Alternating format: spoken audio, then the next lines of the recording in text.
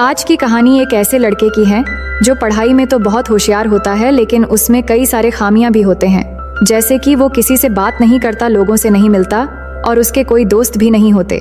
और इसी चीज को देखते हुए उसके पेरेंट्स एक दिन उसके लिए एक गर्लफ्रेंड भाड़े में लेकर आते हैं, जिसके बाद उसके साथ कुछ ऐसा कांड होता है जो हम देखने वाले हैं इस पूरी कहानी में।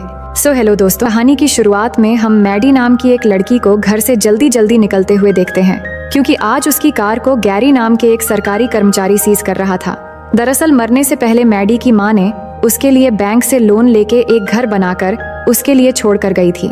इसलिए मैडी अब बैंक का लोन चुकाने के लिए दिन में एक बियर बार में और रात में कैब चलाकर लोन के पैसे इकट्ठा करती है। और दरअसल मैडी के कई सारे बॉयफ्रेंड में से गैरी भी एक था, और अब क्योंकि वो गाड़ी उसके हाथ से जा रही थी, इसलिए वो गैरी को बहलाने फुसलाने लगती है।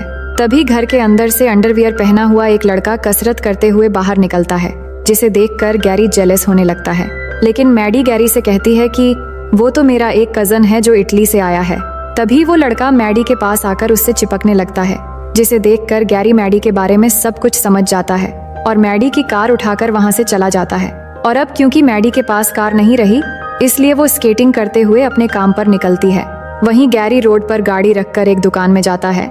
तभी मैडी स्केटिंग करके जाते हुए रोड पर अपनी कार को देख लेती है, जिसके बाद वहां जाकर वो टो ट्रक से अपनी कार उतारकर स्टार्ट करके भागने की कोशिश करने लगती है। लेकिन तभी हम देखते हैं कि मैडी ने टो ट्रक से रस्सी खोलना भूल गई थी, इसलिए कार आगे नहीं बढ़ पा रहा था। तभी गैरी दुकान के अंदर से सब देख लेता है और बाहर आकर कार को फिर से उठा लेता है और मैडी अपनी कार लेकर भागने में नाकामयाब हो जाती है। अब आगे हम देखते हैं कि मैडी अपनी दोस्त सैरा और उसके पति जिम के पास जाकर उन्हें सब कुछ सुनाती है और कहती है कि अब मैं गाड़ी के बिना बैंक के लोन कैसे चुकाऊंगी। तभी सैरा उसके लिए OLX में सेकंड हैंड गाड़ी ढूंढती है, लेकिन मैडी कहती है कि मैं पहले भी बहुत सारी गाड़ियां OLX में देख चुकी हूँ, मेरी ख्याल से वहाँ पर उतना अच्छा कार नहीं मिलेगी। इसी बीच सैरा की नज़र एक ऐड पर पड़ती है, जिसमें एक अमीर पेरेंट्स को अपने 19 साल के बेटे के लिए 20 से 25 साल के उम्र की एक गर्लफ्रेंड चाहिए, क्योंकि वो लड़का बहुत शर्मिला है और सोशलाइज होने में घबराता है और आज तक उसकी कोई भी गर्लफ्रेंड नहीं बनी। और इस काम के लिए वो अमीर परिवार उस लड़की को एक शानदार कार गिफ्ट में देंगे। लेकिन अब क्योंकि मैडी की उम्र उस लड़के से काफी ज्यादा थी, इसलिए वो अपने दोस्तों से इस बारे में डिस्कस करती है और इनसे सलाह लेकर वहाँ पर जाने का डिसाइड कर लेती है।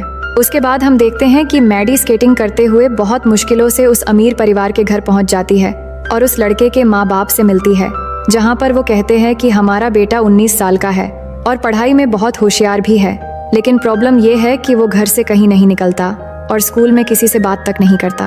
और तो और सिगरेट पीना, पार्टी करना, लड़कियों से बातें करना जैसे बहुत सारी छोटी छोटी चीज़ों से भी बहुत डरता रहता है। और पढ़ाई के अलावा फ्री टाइम में फ़ोन में सिर्फ शॉर्ट वीडियोस देखता रहता है। और अगर वो ऐसा ही करता रहा तो हमें डर है कि वो अगले साल किस तरह यूनिवर्सिटी में जाकर बाकी स्टूडेंट से घुल मिल सकेगा। ये सुनकर मैडी कहती है, तो फिर आप क्या चाहते हैं कि मैं आपके बेटे के साथ रहकर उसे सोशलाइज होने में मदद करूं? तो वो कहते हैं कि हाँ, तुम्हें बस उसके साथ घुल मिल के रहना है और उसे थोड़ा होशियार बनाना है और उसके अंदर जो डर है उसे बाहर निकालना है। और जिस दिन हम देखेंगे कि हमारा बेटा ठीक होने लगा है, तो उसी दिन से वो कार जो हमने गिफ्ट के लिए रखा है वो तुम्हारी हो जाएगी और उसे पता नहीं चलना चाहिए कि हमने तुम्हें उसके लिए अपॉइंट किया है। और अभी वो घर में नहीं है बल्कि एनिमल शॉप में है। तुम्हें बस वहाँ जाकर पहले थोड़ा बहुत एक्टिंग करना है और उसे अपना दोस्त बनाना है। फिर हम देखते हैं मैडी एक रेड कलर की ड्रेस पहनकर उस शॉप में पहुंचती है और वहां एक डॉग को अडॉप्ट करने के बहाने पर्सी को बार बार इम्प्रेस करने की कोशिश करने लगती है। लेकिन पर्सी उसकी बातों में नहीं आता, उल्टा वो अंदर ही अंदर घबराने लगता है। फिर मैडी उसे कहती है कि क्यों ना आज मैं तुम्हें तुम्हारे घर ड्रॉप कर दूं? तो पर्सी उसके साथ जाने के लिए तैयार नहीं होता, पर मैडी थोड़ा इंसिस्ट करके उसके साइकिल को उठाकर अपने वैन में चढ़ा देती है। इसके बाद पर्सी के पास कोई रास्ता नहीं बचता और वो चलने के लिए तैयार हो जाता है।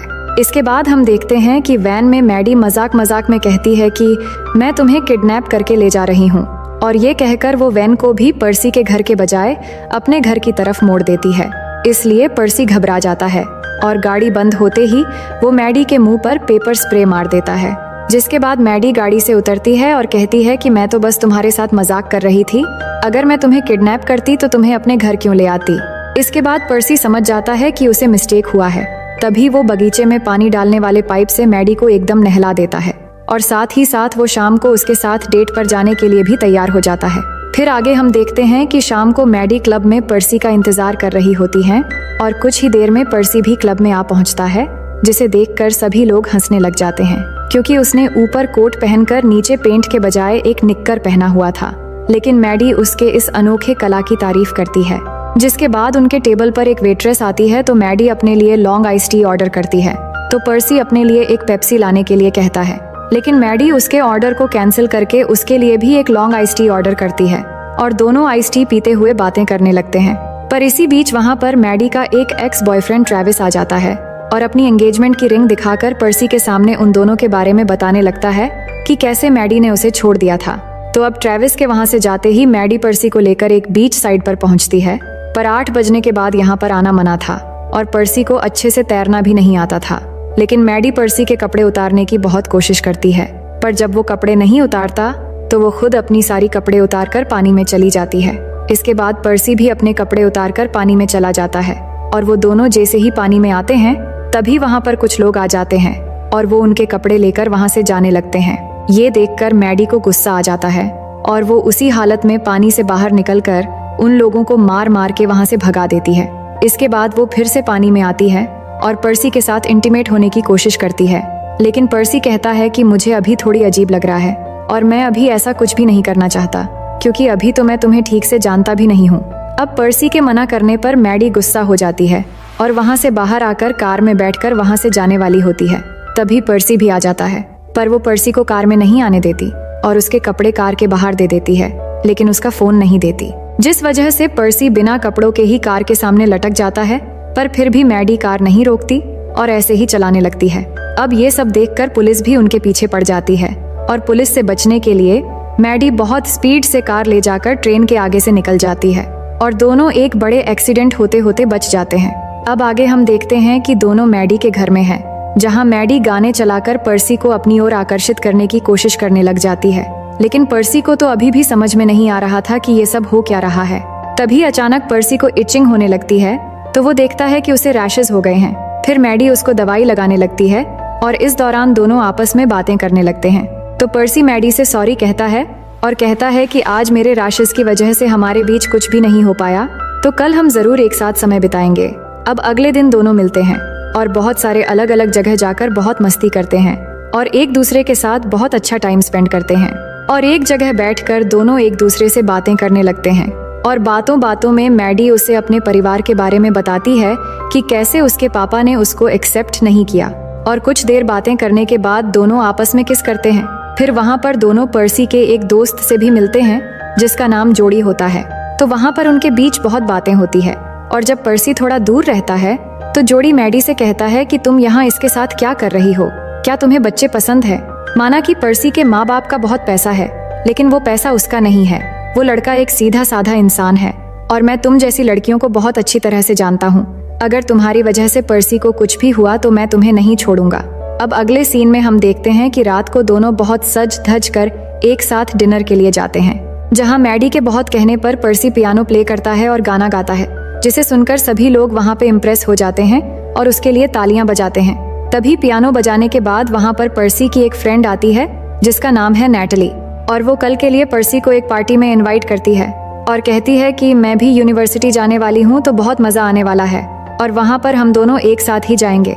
ये कहकर वो यहाँ से चली जाती है। अब उसके जाने के बाद पर्सी मैडी को बताता है कि नैटली बहुत अच्छी लड़की है, हम दोनों एक साथ ही चले जाएंगे और मैं अपना ड्राइविंग लाइसेंस भी बनवा रहा हूँ ताकि वीकेंड्स पर मैं खुद कार ड्राइव करके तुमसे मिलने आ सकूं। और यहाँ पर्सी को देखकर साफ पता चल रहा था कि पर्सी मैडी से अटैच हो रहा है और ये बात मैडी भी समझ रही थी। उसके बाद दोनों डिनर करके निकल जाते हैं और हम कार के अंदर का सीन देखते हैं जहाँ पर्सी शराब पीने लगता है और मैडी से कहता है कि मैं तुम्हारे लिए तैयार हूँ, मैं तुमसे बहुत प्यार करने लगा हूँ और अब मैं तुम्हारे साथ इंटीमेट होना चाहता हूँ। तो इस पर मैडी कहती है कि तुमने अभी ड्रिंक किया है और नशे की हालत में तुम पहली बार ये सब नहीं कर पाओगे, तो हम किसी और टाइम ये सब कर लेंगे। पर असल में मैडी को भी बुरा लग रहा था कि वो तो पर्सी के साथ एक एग्रीमेंट की वजह से है और पर्सी ये सब जानता भी नहीं, फिर भी वो उसके प्यार में सीरियस हो रहा है। अब अगले दिन हम देखते हैं कि पर्सी अपने पेरेंट्स को बताता है कि अब मैं ड्राइविंग लाइसेंस बनवा रहा हूँ, जिसे सुनकर वो बहुत खुश होते हैं। लेकिन फिर पर्सी कहता है कि मेरी एक नई गर्लफ्रेंड है जिसका नाम मैडी है और मैं उसके साथ लॉन्ग डिस्टेंस में नहीं रहना चाहता, इसलिए अब मैं यूनिवर्सिटी नहीं जाऊंगा, क्योंकि अब मैं बड़ा हो गया हूँ और अपने फैसले खुद ले सकता हूँ। उसके बाद हम देखते हैं कि पर्सी अपने डैड की कार में जाकर बैठ जाता है और उसके जाते ही उसके मॉम डैड मैडी को कॉल लगाते हैं और उसे कहते हैं कि हमारे बीच जो डील हुआ था जिसमें तुम्हें एक कार मिलेगी, तो तुम अब वो कार ले जा सकती हो, बस पर्सी को यूनिवर्सिटी जाने के लिए मना लो। लेकिन उनके बीच की बातें पर्सी कार के ऑपरेटिंग सिस्टम की वजह से सुन लेता है और उसे बहुत बुरा लगता है और उसके समझ में आ जाता है कि मैडी के दिल में उसके लिए जो फीलिंग्स है वो प्यार नहीं बल्कि एक डील था। जिसके बाद वो अगले ही दिन मैडी को घर बुलाता है और सब कुछ जानते हुए भी मैडी को अपने मॉम डैड से मिलवाता है और खाना खाते हुए वहाँ मैडी की एज की बहुत मजाक बनाता है और फिर खाने के बीच में से उठकर वहाँ से चला आता है और अपने एक फ्रेंड की हेल्प से उस कार को ले जाकर तोड़ देता है। इसके बाद वो घर वापस आता है और अपने रूम में आकर मैडी के साथ इंटीमेट होने के लिए कहता है, जिससे मैडी भी मान जाती है। लेकिन पहली बार होने की वजह से पर्सी ज्यादा देर तक कुछ नहीं कर पाता और थोड़ी ही देर में उसकी हवा निकल जाती है। फिर वो मैडी को उसकी कार के बारे में बताता है कि तुम्हारे कार के ऊपर एक पेड़ गिर गया है, जिसे सुनते ही मैडी समझ जाती है कि पर्सी को सब कुछ पता लग चुका है। फिर पर्सी कहता है कि मुझे लगा तुम मुझे सच में पसंद करती हो, लेकिन वो तो बस मेरा ही पागलपन था। जिस पर मैडी कहती है, नहीं पर्सी, तुम गलत सोच रहे हो, मैं तुम्हें सच में पसंद करती हूँ और वो डील बस मैं अपनी घर बचाने के लिए कर रही थी, लेकिन सच में मैं तुम्हें बहुत प्यार करती हूँ। लेकिन फिर भी पर्सी गुस्से में उसे वहाँ से जाने को बोल देता है। उसके बाद हम देखते हैं कि मैडी अपने घर चली जाती है और बहुत उदास रहने लगती है, क्योंकि उसे लगता है कि उसने कहीं न कहीं पर्सी के इमोशंस के साथ खेला है। और इधर पर्सी भी अपनी पुरानी आदतों में चला जाता है, जहाँ पर वो गेम्स खेलता है, शॉर्ट वीडियोस देखता रहता है। फिर एक दिन मैडी पर्सी से जाकर मिलती है और उसे मनाने की कोशिश करने लगती है और कहती है कि हमारी दोस्ती सच्ची थी और तुम्हारे लिए मेरे अंदर सच में फीलिंग्स हैं और उस डील की वजह से मैं हर रोज अपने आप को कोसती रहती हूँ। ये कहते हुए वो उसकी पीछे पीछे जाने लगती है, लेकिन पर्सी फिर भी नहीं मान रहा था और वो अपनी कार में जाकर बैठ जाता है। पर मैडी उसका पीछा नहीं छोड़ती और उसके कार के आगे जाकर लटक जाती है और उसे बार बार मनाने की कोशिश करती है। तो पर्सी बोलता है कि मेरा तुमसे कोई लेना देना नहीं है, मैं तुमसे कोई बात नहीं करना चाहता। ये कहकर वो कार चलाने लगता है। तभी मैडी चिल्लाने लगती है और कहती है कि कार रोको, मुझे तुमसे बात करनी है। पर पर्सी कार नहीं रोकता और जाते जाते एक बीच के अंदर से होते हुए कार समुद्र में चला जाता है, जिससे मैडी पानी में गिर जाती है। इसके बाद पर्सी कार से उतरकर मैडी को पानी से निकालकर किनारे लेकर आता है और वहां आकर मैडी पर्सी को सॉरी बोलता है और इस बार पर्सी मान जाता है और मैडी को रोते हुए गले लगा लेता है। इसका मतलब उसने मैडी को माफ कर दिया है। अब अगले सीन में हम देखते हैं कि पर्सी यूनिवर्सिटी जाने के लिए अपने लगेज लेकर तैयार हो जाता है और अपने पेरेंट्स को बाय कहकर घर से निकल जाता है और बाहर आकर देखता है कि मैडी उसके सामने खड़ी है, जो पर्सी को कह रही होती हैं कि क्या किसी को कैब चाहिए। और इसी हंसी मजाक को दिखाते हुए ये रोमांटिक कहानी यहीं पर खत्म हो जाती है।